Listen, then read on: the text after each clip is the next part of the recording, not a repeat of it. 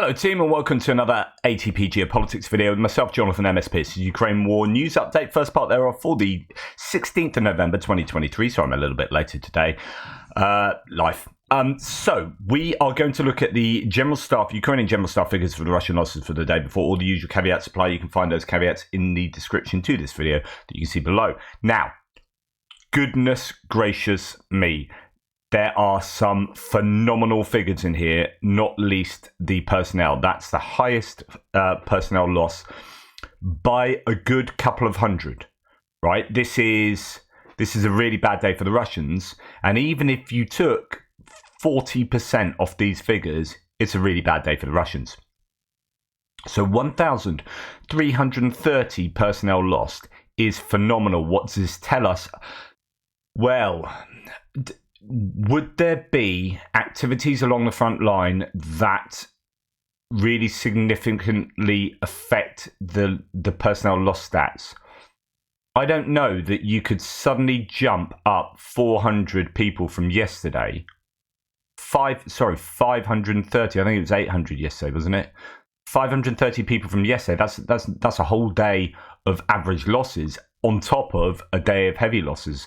And just explain that with activity along the front line. So my thoughts, and this is utter speculation, is that personnel concentrations have been hit. Now, there was some reporting from Ukraine in their video, talks about how in the Kherson region, near Krinky, that the Ukrainians have been observing troop accumulations, troops moving, and clocked with drones, clocked the houses that they went to, and rather than fight them where they were going eventually, which is the contact line, maybe near the river in Krinky, they decided to hit them sensibly in the houses with Himars before they got there. Now that could be responsible for a spike in numbers here. There's also the possibility that a base has been hit. A base has definitely been hit or is on fire due to something. We'll come to that a little bit later. That could be responsible for an uptick in the numbers. But all of the above. Okay. So anyway, record losses in terms of personnel. 11 tanks. That's high, not the highest, but still losing 11 tanks in one day is a problem. 17 armored personnel vehicles, exactly the same kind of rationale for that category as well. 36 artillery systems. Yesterday we had the highest loss of artillery pieces, and today we have another significantly high number in that category. 8 multiple launch rocket systems in one day is, I don't know that it's a record, but it's one of the highest I've seen. That is huge. If you look at the average is about one a day, probably just over one a day. This war has been going, I don't know exactly how long, coming up for 2 years. So actually, no, that's over one a day. So to lose 8 in a day is broadly 7 times what you have been losing previously. 3 anti-aircraft warfare systems is high. They're losing less than 1 a day on average in that category. So to lose 3 of them is big. 14 drones, 1 cruise missile. That's probably from the night before. 40 vehicles and fuel tanks is a really high number. In that category, logistics is being hit, and we'll talk about that in a second, and 1 piece of special equipment. Those figures are massively problematic for the Russians. And although I'm kind of up and down with how I think things are at the moment for Ukraine, partly to do with the absolute hot mess that is political support in Congress and the money that could be being used right now to supply Ukraine with much needed equipment, that kind of gets me down. And I look at Avdiivka and I look at the counteroffensive in terms of territorial gain, even though I know that's not necessarily the metric we need to be looking at. This is the metric that to measure success. I'm up and down, but then I look at this metric here and I go, oh my goodness, yeah, things are really happening that are presenting massive challenges for the Russians. When we go to look at Andrew Perpetua's loss stats from the socials that he looks at, is actually closer to parity. We might wonder several things from this, that either the general staff figures are wholly wrong, or there's often a lag between these figures and then finding the evidence for that, or the sorts of activity that's taken place here that the general staff know about isn't the sort of stuff that you're going to get on the socials in terms of, hitting bases and knowing that that's taken out 100 people in a strike or whatever. That's not necessarily the sort of thing that Andrew Perpetua, for example, is going to be coming across on the social. So there are lots of reasons why there might be a difference between these sets of figures. Nonetheless, let's look at what Andrew Perpetua has got in his social media journey here. And the Ukrainians have lost a book. So that's an air defense system that's going to be, although it's an old Soviet piece of kit, it's high value, not so much in how much that thing costs to replace. I don't know if you can really put a value on that anymore. But in terms of what it can do, the opportunity cost of losing something like that, so that's fairly high value. M777 howitzer, pretty decent howitzer. But other than that, usual couple of APCs, so on and so forth. Russians have lost multiple launch rocket system, a couple of tanks, a bunch of IFVs and APCs, and a load of civilian vehicles, as in sort of logistics and whatnot. So I guess much of a muchness between the two there. Now, let's try and piece together some things that have happened. On some pro-Russian channels and mill bloggers, a spokesman for the invaders says, Russian says, this is a tragedy, huge losses. He's referring to the occupied part of Zaporizhia region, says Tim White, where Ukraine's saboteurs seem to have broken into an enemy's local barracks, killing many. It is completely unverified, but could that be partly the reason why there's a big uptick in personnel lost? Who knows? Just as an aside here, Chris Owicki says the deaths of crew members of the Russian submarine Rostov-on-Don, destroyed in a Ukrainian missile strike on the 13th of September, you remember it was in dry dock, has reportedly become the subject of a scandal after relatives were denied compensation and the dead had to be buried at their comrades' expense. Ukrainian Storm Shadow missiles caused catastrophic damage to two vessels, a landing ship and the Kilo-class submarine, Rostov-on-Don, both docked and undergoing repairs in Sevastopol. It appears that many of the crew were on board at the time of the attack. While the Russian authorities have sought to conceal the number of casualties, Russian the Telegram channel reports that 3 submariners were killed in the attack and another casualty was taken to the Budenko National Medical Research Center for neurosurgery in Moscow. According to the Telegram channel, quote, many crew members managed to save themselves from the attack, including the captain of the ship, Igor Shveda. They decided to make the latter into a scapegoat and let all the dogs loose on him. The crew of the Rostov-on-Don are reportedly not classed as participants in the war, and relatives of the dead have not received the millions of rubles they were entitled to as compensation. A charity fundraiser was held to raise money to help them. Wow.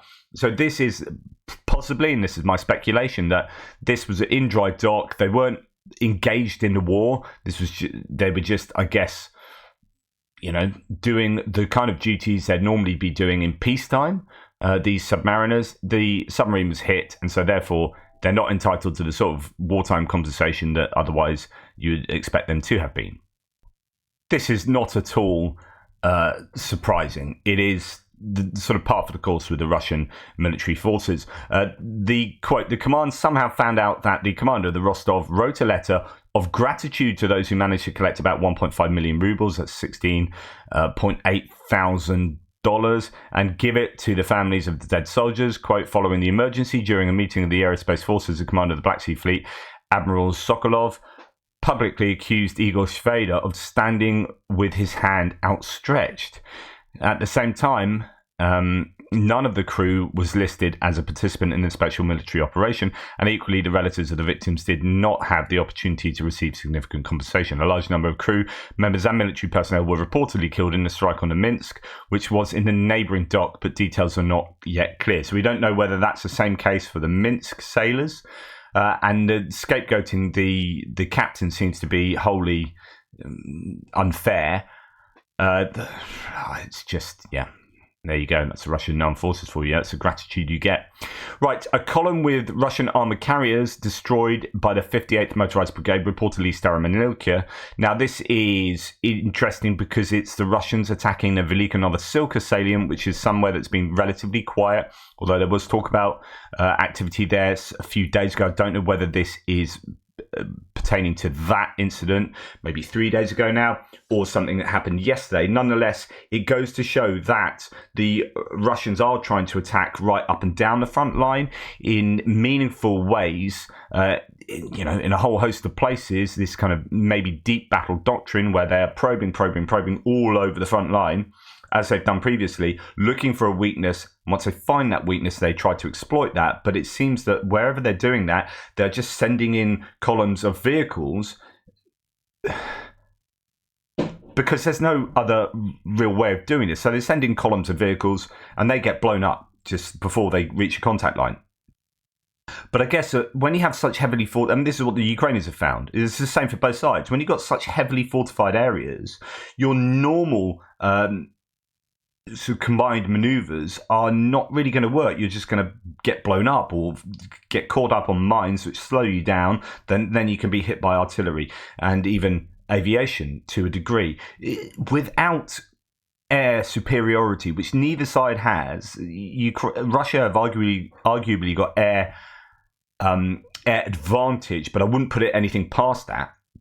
Without air supremacy, utter control of the air, and with all these fortifications, moving becomes so difficult. So therefore it has to be about exactly what the Ukrainians are doing here.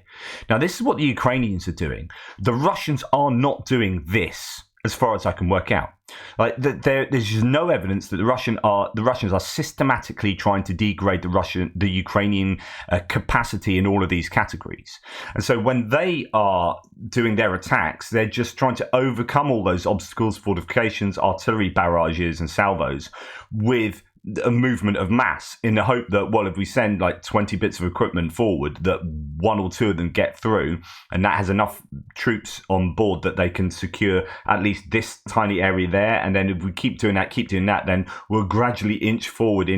But at some point, the losses will be so catastrophic that they will culminate and have an inability to keep doing that. That, I would think, would be the outcome here. But the Ukrainians are looking at things very differently and have stopped trying to do things like that, and are concentrating more on this, so that at some point there's a tipping point. This makes all the difference, and they are able to move forward, because even if they are slowed down on minefields and fortifications, the Russians don't have all of the other equipment to hammer the troops and equipment as they move slowly through those minefields and try and take those fortifications, because they've been degraded.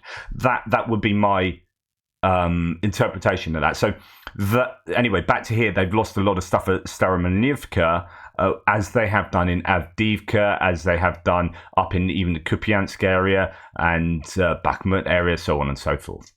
Right, Vasil Kamikaze here, that's his name, that's his call sign, serves as a tank commander in the 128th Assault Brigade. He drove a captured tank full of explosives and shells towards Russian positions. So this is something we've seen the Russians do. Just a few hundred meters from the enemy's front line, he jumped out of the moving tank, detonating it using a remote control. Interesting that tactic is still being used. And then we hear this. So Bukanka side, this goes back to logistics and losing. Say here, we've got 40 vehicles and fuel tanks being lost in a day. Andrew Perpetual, although this is a day of relatively low losses for the civilian and truck category, these categories, sometimes we've seen him report as much as sort of 20 pieces in one day. So here, what is said? Well, Bukanka side, according to Russian sources, the Ukrainians are destroying a lot of logistic vehicles, and there's video footage of Bukanka's being hit there. Well, the translation of that is, for the first time, they're so systematic, transport is knocked out. So Google Translate here is a bit dodgy. Near Bakhmut, they clearly hit the ambulances. The task is to knock out all sanitary cars, so we can't evacuate the wounded. And in a short time, they knocked out 40 UAZ vehicles in the Zaporizhia direction too. A few days, another UAZ with misses out there. They were knocked out by our doctors, not quite sure, clearly in target, and this is not an isolated case.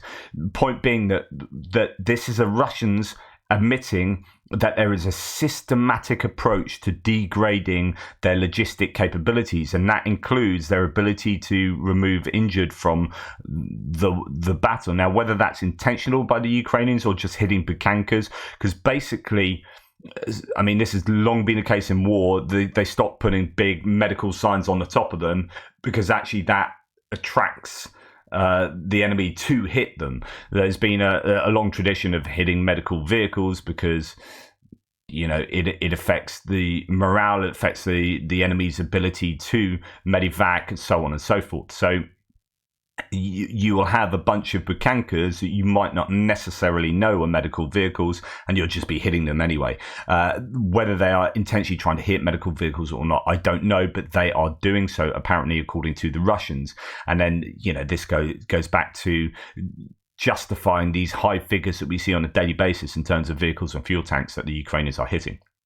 Anyway, I think, sorry to sort of dwell on some of these points, but I think it's really important to build up a picture of what's going on along the front lines. And I think the Ukrainians, though they're on the defensive in many areas of the front line, they are costing, they are taking a toll on the Russian forces in incredibly significant ways. Right, here, now moving on to distance strikes, we have Natalia Himars, who's Operational Command South spokesperson, says more than 800 missiles are concentrated. Now, we've heard that the Russians have got something like 840, 870 missiles that they've stockpiled, the estimates, different types of missiles, and it's looking like Russia are going to hit Ukraine big time. But there's also been this theory that the reason why they haven't hit them is because the loading capabilities are in Crimea for the ships, at least, that fire, ships and submarines that fire these missiles. They have to be loaded in Crimea. But since Crimea has been repeatedly hit by Ukrainian missiles and drones, the Russians have moved their fleet out from Sevastopol to Novorossiysk, and they don't have those loading capabilities in Novorossiysk. So the missiles are in Crimea, and they are unable to load them on to the ships, is one theory. I can't speak to how accurate that is, but it could be another reason why we've seen this really big gap between firing stuff previously and now, at least in large quantities, although that wouldn't explain the airplanes taking off from Russia and firing a lot of missiles. So nonetheless, more than 800 missiles are concentrated in temporarily occupied Crimea for attacks on the Ukrainian power industry this winter, says Natalia Humeniuk. Quote, a powerful military base in the peninsula. In particular, there are missiles such as Kalibr and Onyx. The enemy is accumulating potential, and it is obvious. I mean, the next question is like, well, do you know where they are? And can you hit them? I mean, goodness me, 800 missiles in Crimea, wherever they're stored, that would blow. One would presume that they are storing them in ways that are protected. But yeah, interesting to know. Now, Euromaidan Press here says that about 10 Russian attack drones were targeted Ukraine in early morning raids. Reportedly, Ukraine's air defense shot down 10 drones. So here we have actually Flash just more recently reporting that 16 drones and one guided aircraft missile were destroyed. The Russians fired 18 drones, so 16 out of 18 actually. In addition, on the evening of November the 15th, so that's last night, X-59 guided aircraft missile was destroyed over Poltava region. And around midnight, Russian troops attacked civilian infrastructure in the Kharkiv region with S-300s. So S-300s were used quite a lot yesterday during the daytime, I believe, as well as last night. Now, speaking about S-300s, if you remember, there were 4 fired on Selidova. This is another example of disgusting Russian tactics. I reported this yesterday. It was completely like civilian area. 59-year-old man died. He lived on the top floor of the building. 85-year-old woman died. 3 others were injured. A 56-year-old man, 50-year-old woman, 82-year-old woman. I mean, I almost put on Facebook yesterday just a big rant about, yes, what's going on in Gaza is terrible. But don't forget the crap that Russia are doing on a daily basis. Don't forget that Russia are a huge geopolitical threat to the world. In destabilizing the world. This is massively important. The fact that they are doing terrible, terrible things should not be forgotten. In fact, in Seladova, they are still digging people up. The number of people killed in the city of Seladova, as a result, the Russian missile fires increased to 3 that you just saw there. They retrieved the body of another person from under the rubble, so that's still going on 2 days after that took place. And yeah, it just it's not cool.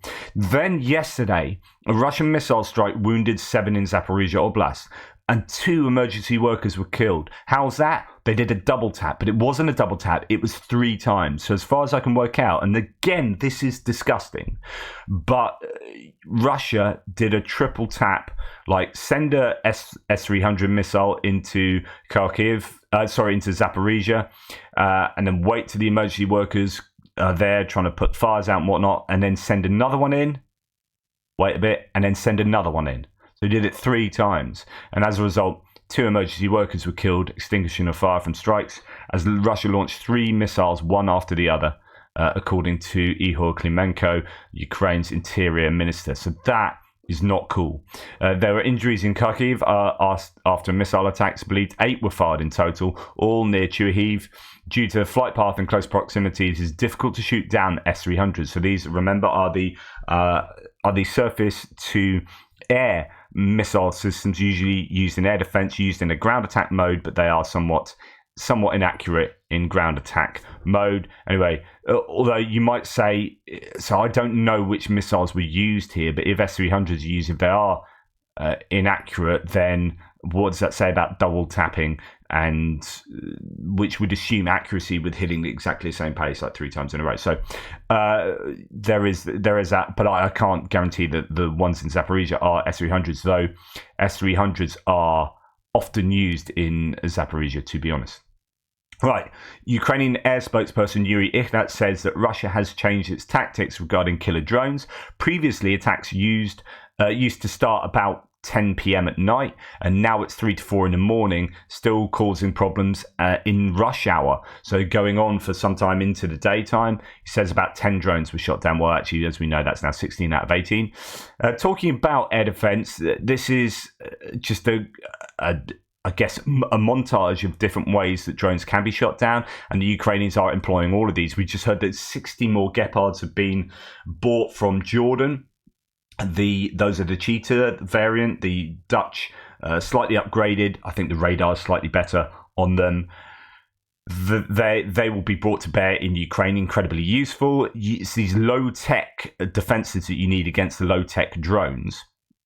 But yeah, I was just thinking, lying in bed last night, this is the sort of thing I think about, like, okay, if you need to mobilize and you're struggling to get boots on the ground, and there will be a need to mobilize probably women as much as men, you could make units of, if you are arguing that women can't or shouldn't be on the front line for some reason, if that's your thing, then have units of Gepard crews that just all female Gepard crews.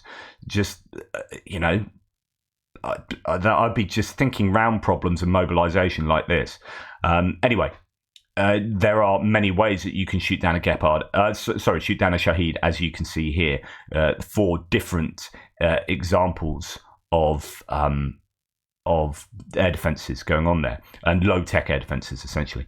The mayor of Melitopol, Ivan Fedorov, reports yesterday that there was an explosion in Melitopol, so that'd be the Ukrainians hitting targets. Again, as I say every day, that kind of thing happens every day, but we don't always hear about them. And residents report explosions in Sevastopol as well, so who knows what that was. We quite often hear about these and then hear nothing about them, but you never know with some of these explosions whether they go towards some of the figures from these general staff announcements that they'll have intel on, they'll have satellite verification of hits where we won't on social media, and so therefore, you might look at, say, Andrew Perpetua's list and say, well, that doesn't square with the general staff figures, but the general staff will not just be, not all evidence is on social media, right? Which, people like Andrew Perpetua well know that. They're not claiming there is a kind of one-to-one correlation, or there should be a one-to-one correlation. What the work that Andrew Perpetua does is insanely important for giving us a picture of what we can know. That's your benchmark minimum. That's your kind of verified losses. Anyway, moving on. So this is significant as well. So there are two things that I found pretty interesting that are a bit different today. That one about the barracks being invaded by partisans. I have no idea about the verification of that, but that, there could be really heavy Russian losses there. And you got this one. One of the most interesting developments, Tim White says, came inside Russia. Yesterday, a fire at a military base in Kurgan, and this morning, another one in Volgograd. So 2 military bases were hit. I reported one yesterday, one in Kurgan and one here. Explosions were reported. Local governor Andrei Bocharov said the fire was quickly extinguished, but he didn't explain the cause. I mean, it looks a pretty significant fire. And from all accounts, there were some explosions. It sounded like ammunition was cooking off. So last night, a military unit burned in the Volgograd region. Flames engulfed warehouses with weapons and ammunition. Detonation took place, visible in the video.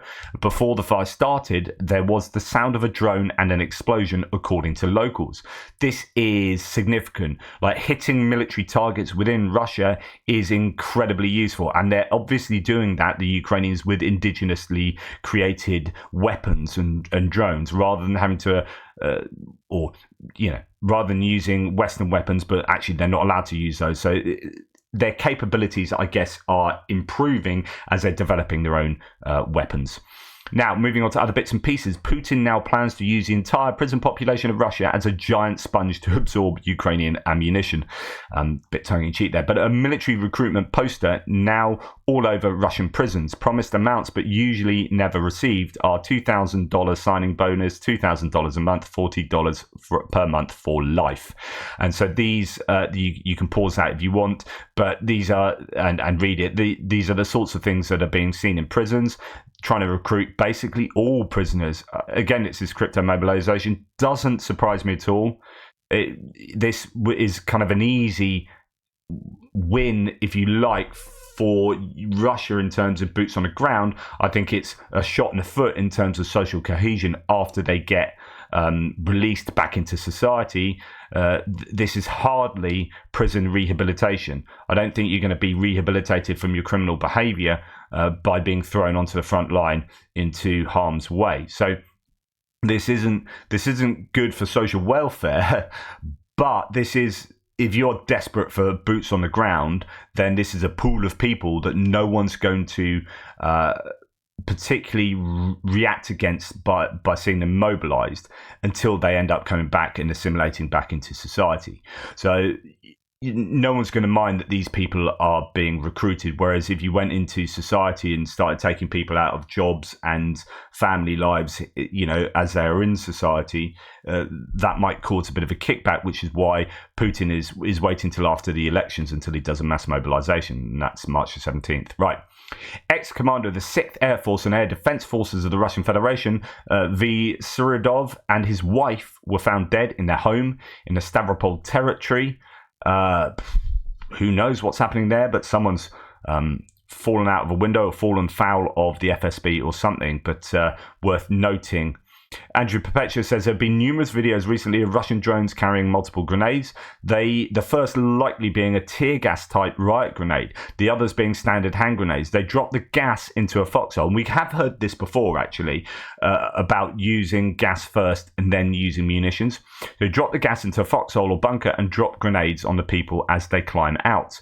One video is particularly horrifying. I won't show it to you, and that's all I will say about it. In one video, you can clearly see a Ukrainian wearing a gas mask. The tactic isn't new, as he says. People have been posting images of the grenades after the fact, but I can't remember Russia publishing video from the drone as it did this before, but maybe I missed it. Here you can see a video, so you can go and check that out on Andrew Perpetua's thread. If you don't believe it, that is what's happening. So they're using gas to flush out foxholes and then hitting them with actual conventional munitions thereafter. Right. Tim White says, speaking of suspicious, a man injured in the explosion which killed a Tatarsky. So Tatarsky was the Russian mill blogger that received a statue in St. Petersburg in a cafe, I think, that was owned by Prigozhin. There was some kind of he was given some kind of talk, received a statue, and then the statue blew up. And then they were trying to chase who was responsible for that. They got a woman who had connections to Ukraine, I think, or was Ukrainian? I can't remember. Anyway, all that kind of happened, but in that explosion, a prominent mill blogger was injured. Well, he suddenly just died, aged 58. Viktor Polyektov passed away 2 weeks ago, but it's only just been leaked that he allegedly choked to death. So we are seeing some rather suspicious deaths going on here and there. He might well have been pro-Prigozhin, pro-Wagner, I don't know. Speaking of suspicious, that's what we've just had. I've got that again. Anyway, the last thing here, which I thought, although I can't verify this, I need to look into it, I thought it'd be worth sharing with you. So David D says it started missing. So KA-52 missing for about a week now. No sightings of any flying aircraft at all. For some reason, no aircraft have been seen flying or crashing. Strange. Now, we've seen a number of air bases hit, Luhansk and Berdyansk. And now there seems to be a lack of the KA-52 attack helicopters being used on the front lines, being evidenced. I don't know. And this source could well be missing video evidence of this being provided by, say, Russian channels. But is it a case that the Russians are not using KA-52 as they have previously been? And the question is, why do they not have them? Are the logistics too difficult? Have other bases been hit that we don't know about? We know that there have been other ATACMS missiles sent, because there have been a number of images of them taking off at different times. So now I think we've got, is it evidence of about 30 ATACMS maybe having been fired? So we know there's a lot of ATACMS being used, or a number have been used, but we've not seen all that much evidence of the end results. And again, could this be that other targets have been hit that we don't know about, that haven't been advertised? I don't know. Complete speculation. Thank you very much for watching. Hopefully this was of some interest and use. Please like, subscribe and share. Take care, and I'll speak to you soon.